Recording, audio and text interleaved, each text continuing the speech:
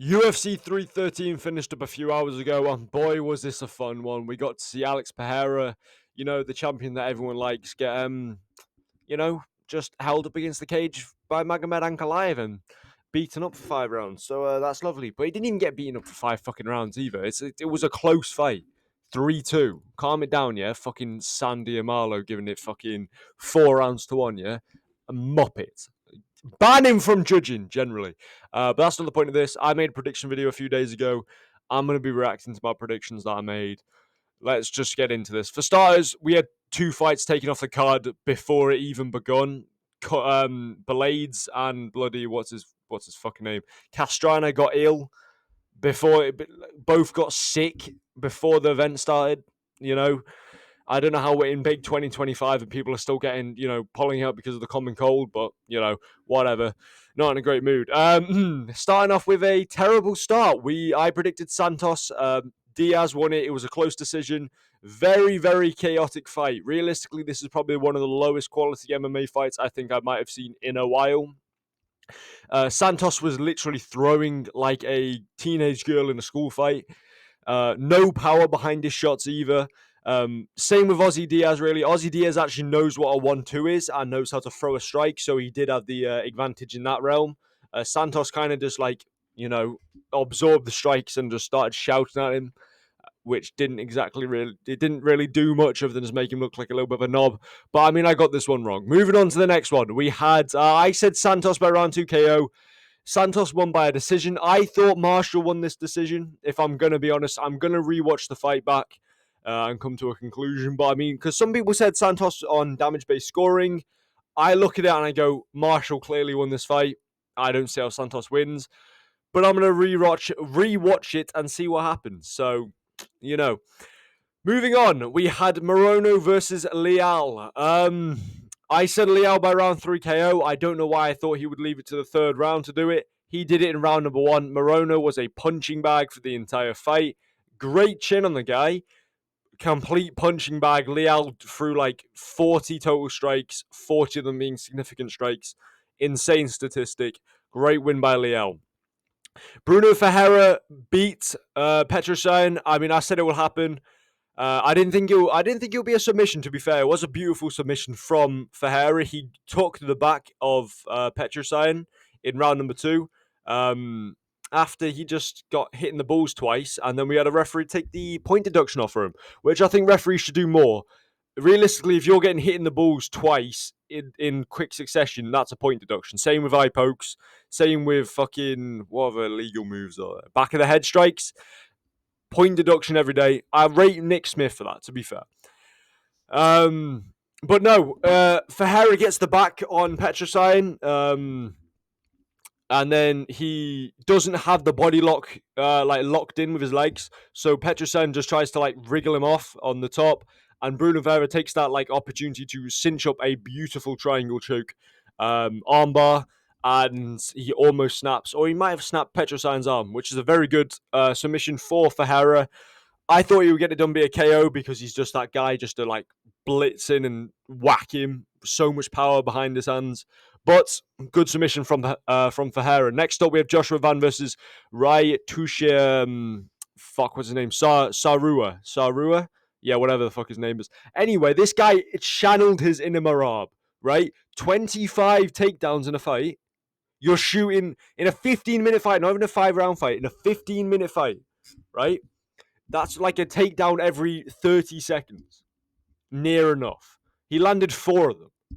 And even with those 4 they got, he didn't really do anything with them. There was one where he got a nice arm throw, a judo throw. I'm not sure. I think it's a shoulder throw. I don't know what the fucking move's called. But he held that position straight into side saddle. And held that position for a solid 2 or 3 minutes before he just, Joshua Van got up. That's all that happened, really. And then all it was Joshua Van hitting 2 or 3 significant strikes on the feet, Ray shooting for a takedown, Van stuffing the takedown, rinse and repeat, and maybe sprinkling a few, Tasura bloody takedowns every so often, and you've got to, I thought it'd be a very high quality fight. It was a reasonably high quality fight, but I mean, Saru kind of ruined the ruin the high quality of it by just shooting takedowns every 30 seconds. Anyway, moving on. King Green versus Maurizio Huffy. This is a very interesting one. I said round 2 KO for Huffy. He got it in round 1 with a spinning wheel kick, KO of the year contender. Insane. Fighting nerds. This mental, right, from Huffy. That's all I'm going to say. But, I mean, at the end of the day, I don't know. I mean, he does remind me of early McGregor, but I don't think he makes it within the top 5. If we're being honest here, like, I mean, his performance against Long Top was pretty mid, but this a very good knockout against Bobby Green though. To be fair, out cold from it as well. It wasn't even like a, when you see the wheel kick and you see the heel penetrating to the other guy's skull.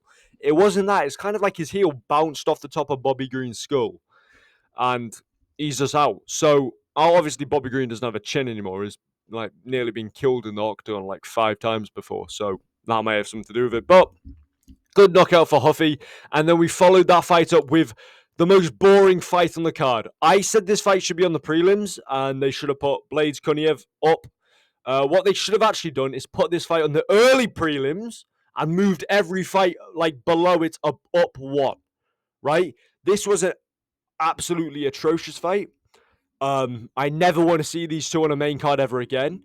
They did literally nothing on the feet except for the first round where Lemos cuts Lucindio's eye by accident, pretty much. Meant to shoot a right hand. Lucindio moved out the way and he got cut by an elbow. Because as you're like shooting a right hand, she still had an elbow belt because they don't know how to like throw straight punches. And it cut Lucindio's eye with the elbow, unintentional and completely. And then they proceed to hold each other against the cage for about a third of the fight, and then shoot a takedown. And then as soon as they get the takedown, sit in full guard for the rest of the round. That was the entire fight. Rinse and repeat. Very, very boring. Completely killed the momentum of the card, especially when you compare that to some of the other fights that continue after this. Like Jalen Turner versus Ignacio Balamondes. Or Balahamandes? No, we'll just call him Balamondes. This was a submission in round number 1. You follow the knockout in round number 1 with a submission in round number 1. Amazing card, followed by the war that Justin Gaethje and Fiziev had. Fantastic. But no, we've got this random fight in the middle that we have to have in the middle. That just drags on and is a very boring fight that no one really cares about. So, whatever. But anyway, Balamondes versus Jalen Turner. Turner said he's going to retire after this one, and then got talked out of it in the octagon at the exact same time. He's 29 years of old. Yeah? Nice English, mate. 29 years of age. Why are you retiring? Just, there are plenty of easy wins you can have. Obviously, I'm going to do a matchmaking video, and I'm not putting him against anyone who's easy whatsoever. So that's probably not a good sign. But good submission from Balamondes. It was a triangle choke, I do believe.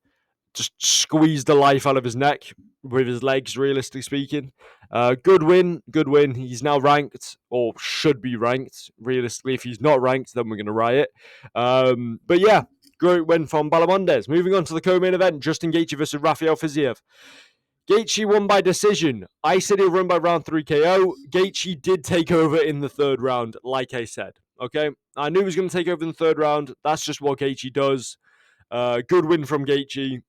Fiziev had his number in the first round. I'm going to be honest here. Gaethje kind of brought it back to more of a level playing field in the second round. And then like end of second round, kind of mid to end of second round, Gaethje drops Fiziev with an uppercut. Like, I didn't see that coming. And then Gaethje kind of just beat it. But it was a very close third round, actually. But Gaethje just had the better body language, landed the better strikes, clearly won the third. Moving on to the main event. I said Pereira would win by KO. Ankalaev won. I don't want to touch on this fight because realistically speaking, this completely ruined my night. If I'm going to be honest. I do not want Ankalaev to champ. They're going to run it back regardless. And when they run it back, I hope Pereira smokes him in a round.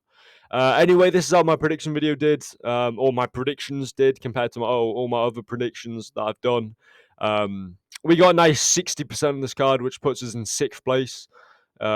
equal with Cap versus Almabayov, and just below UFC 311. Hopefully you enjoyed this prediction recap and fight recap, I guess. I'll see you in the next one. Good.